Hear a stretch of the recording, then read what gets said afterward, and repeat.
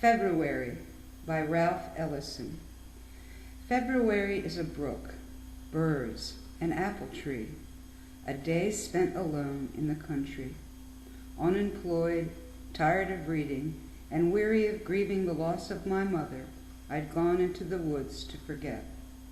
So that now all Februaries have the aura of that early morning coldness, the ghost of quail tracks on the snow-powdered brook, which I brushed aside as I broke the brook to drink, and how the little quail tracks went up the ice, precise and delicate, into the darker places of the bank ledge undisturbed.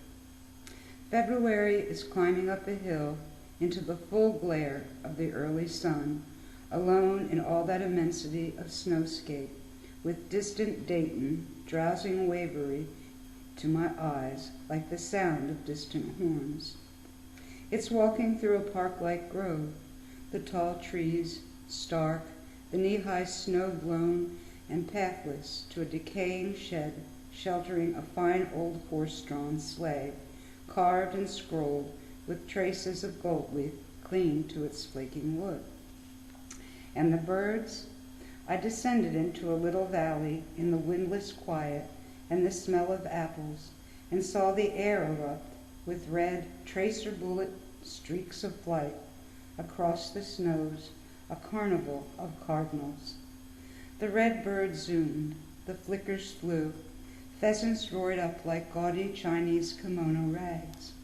My heart beat hard, and I saw the single tree, black-limbed against the sky, here and there the miracle of a dark red apple still hanging after months of ice and snow. I bent forward and knelt within the circle of the fruit fall, searching out an apple missed by the birds, sweet and mellow to the taste.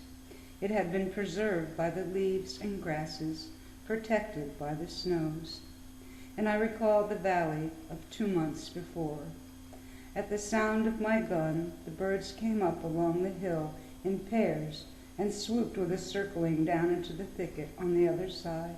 And I had gone down into the valley, soft then, with the glow of sunset, and found the cock quail dead upon the snow, its plumage undisturbed, the vapor rising slowly from its sinking blood. And now in this place of hidden fruit and bird-tracked snow, I was seized with a kind of exhilaration, for I was in my early 20s then, and I had lived through my mother's death in that strange city, had survived 3 months off the fields and woods by my gun, through ice and snow and homelessness, and now, in this windless February instant, I had crossed over into a new phase of living. Shall I say, it was in those February snows that I first became a man. A poem for you, or it's actually not a poem, it's a short story for your birthday. I know we're both grieving our parents, and this is from Mom Sawadi, and remembering my mom and yours. Have a good birthday. We love you, son.